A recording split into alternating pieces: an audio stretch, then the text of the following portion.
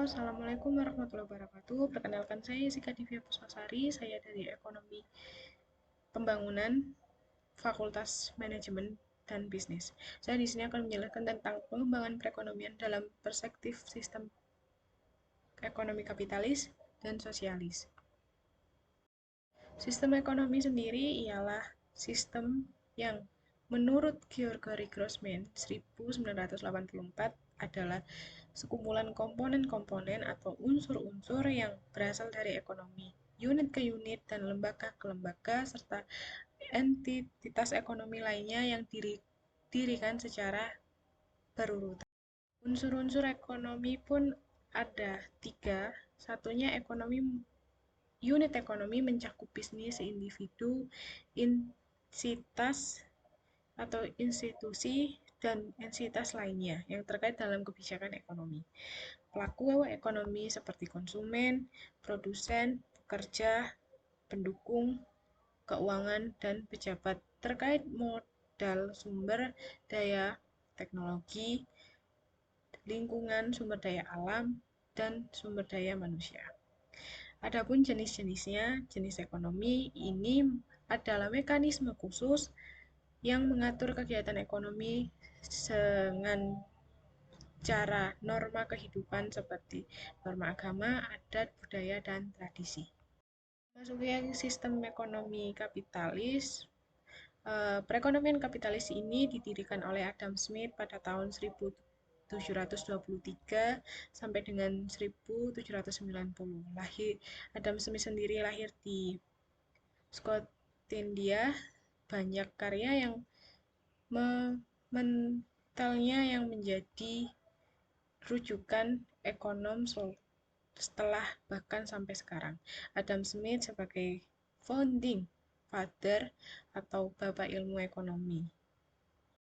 Ekonomi kapitalis juga merupakan sistem perekonomian yang ditekankan para kapital modal, serta sistem ekonomi ini berupa sistem ekonomi pasar yang kadang-kadang juga disebut sistem ekonomi reguler, karena sistem perekonomian ini memberikan kebebasan seluas-luasnya bagi individu atau unit-unit. Ada juga ciri-ciri sistem kapitalis, pengakuan yang luas atas hak-hak pribadi, perekonomian diatur oleh mekanisme pasar, manusia dipandang sebagai makhluk homo economius yang selalu mengajarkan kepentingan keuntungan sendiri. Paham individualisme didasarkan materialisme warisan zaman Yunani kuno yang disebut hedonisme. Prinsip dasar pasar ekonomi kapitalis, kebebasan memiliki harta setiap individu. Jadi kayak terserah ini punya kita sendiri ya, hak kita, punya orang lain ya biarkan hak orang lain. Dengan hal ini setiap individu boleh menikmati hartanya yang dimiliki tanpa batas dan individu memiliki kuasa penuh atas hartanya. Prinsip ini juga melihatkan bahwa orang lain tidak memiliki hak apa atas kerja kerasnya. Kebebasan ekonomi dengan persaingan. Setiap individu memiliki hak untuk mengelola perusahaan dan berniaga apa yang diinginkan lalu memperoleh yang untung sebanyak-banyaknya. Negara di sini tidak dapat ikut campur dalam kegiatan ekonomi yang dilakukan individu selagi kegiatan tersebut sesuai ketentuan prosedur yang berlaku. Kelebihan ekonomi sistem kapitalis. Penganut mazhab kapitalis berpendapat bahwa pertumbuhan ekonomi dapat memberikan banyak peluang bagi individu untuk memperbaiki kehidupan sehari-hari. Hubungan antara satu individu dengan individu lainnya membantu menentukan produksi dan harga produk dalam kerangka waktu tertentu dan membantu membangun hubungan yang unik antara individu yang berbeda. Persaingan dapat mengurangi kecemasan dan mengangkat situasi dan ke tingkat yang lebih tinggi.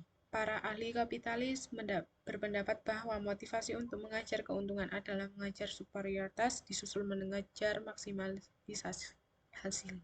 Jika ada kelebihan, pasti ada kelemahan. Kelemahan sistem ekonomi kapitalis ada pun persaingan yang tidak terselesaikan, yang menimbulkan berbagai macam masalah bagi penduduk pada saat mencapai kapasitas maksimal dan sistem ekonomi maupun antar individu secara keseluruhan. Sebagai sifat individu yang tidak dapat diatasi mencapai tujuan pencapaian distribusi yang tidak konsisten di seluruh populasi. Sifat ini pada akhirnya akan mengarah pada pembentukan sistem perekonomian. Sistem ekonomi kapitalis yang meliputi produksi dan distribusi sebagai macam barang di sektor swasta dan bertujuan untuk menambah jumlah orang yang hidup dalam kemiskinan dan meningkatkan kualitas hidup mereka. Yang terakhir pun ada sistem ekonomi sosialis. Perekonomian sosialis sendiri didirikan oleh dua tokoh, yakni Karl Marx dan St. Simon. Yang dimaksud dengan sosialis adalah sistem ekonomi atau keuangan tertentu yang berdampak signifikan pada sejumlah orang kecil, tetapi juga berdampak signifikan pada perekonomian secara keseluruhan. Pemerintah berfokus pada ekonomi untuk meningkatkan kesehatan ekonomi nasional dan internasional serta kesejahteraan rakyat biasa.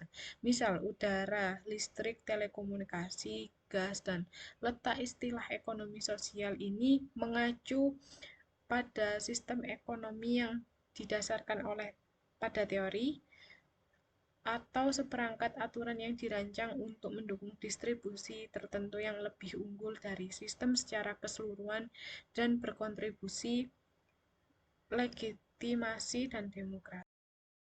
Ciri-ciri sistem ekonomi sosialis lebih mengutamakan kebersamaan atau kolektivitas, peran pemerintah sangat kuat dan sifat manusia ditentukan oleh pola. Kelebihan dan kelemahan ini sangat seimbang, jadi saya jadikan satu. Kelebihannya disediakan kebutuhan pokok didasarkan perencanaan negara, produksi dikelola oleh negara. Dan kelemahannya sulit melakukan transaksi, membatasi kebebasan, mengabaikan pendidikan moral. Lalu ada prinsip dasar ekonomi sosialis yang dimana pemilikan harta oleh negara. Seluruh bentuk produksi menyangkut semua masyarakat, di mana sistem yang dibangun untuk masyarakat jadi kepemilikan individu secara perorangan, dilarang untuk mengambil hak tersebut. Jadi disinilah masyarakat menyediakan kebutuhan hidup bagi mereka yang sedang mengerjakan pekerjaannya. Sistem ini tidak ada namanya hak milik perorangan, kesamaan ekonomi. Masing-masing individu disediakan kebutuhan hidup menurut keperluan masing-masing. Lalu untuk mencapai tujuan kesamaan ekonomi, peraturan kaum buruh yang mengambil alih semua aturan produksi atau distribusi, kebebasan ekonomi, serta hak kepemilikan harta secara perorangan tidak ada. Cukup sekian makan ayam pakai nasi. Saya Sika Divya Puspasari mengucapkan cukup sekian, terima kasih. Wassalamualaikum warahmatullahi wabarakatuh.